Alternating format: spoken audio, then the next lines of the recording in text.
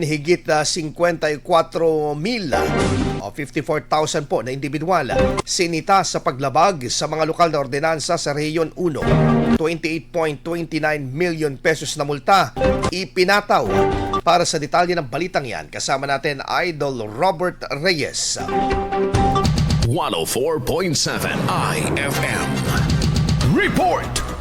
Mahigit 54,000 na individual ang sinita ng Police Regional Office 1 dahil sa paglabag sa iba't ibang lokal na ordinansa sa rehiyon ng Ilocos sa buong buwan ng Hulyo bilang bahagi ng mas pinagting na pagpapatupad ng Safer Cities Initiative. Ayon sa Pro1, umabot sa kabuuang 54,720 ang mga nasita sa isinagawang operasyon na pinatupad bilang tugon sa direktiba ng Department of the Interior and Local Government.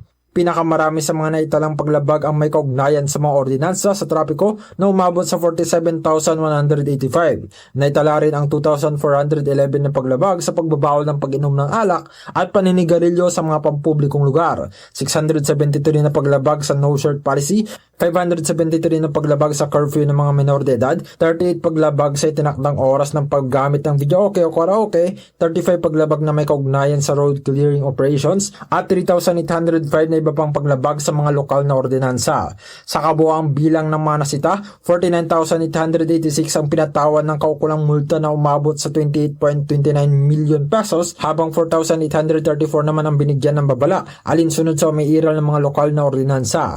Iginit ng Pro1 na magpapatuloy ang maigpit na pagpapatupad ng mga lokal na ordinansa bilang bahagi ng layunin ng pamahalaan na mapanatili ang kaayusan, disiplina at kaligtasan sa pamayanan sa buong rehiyon ng Ilocos. Kasama mo mula rito sa IFM News Dagupan, Idol Robert Reyes, Tatak, IFM. IFM News. IFM News. IFM News.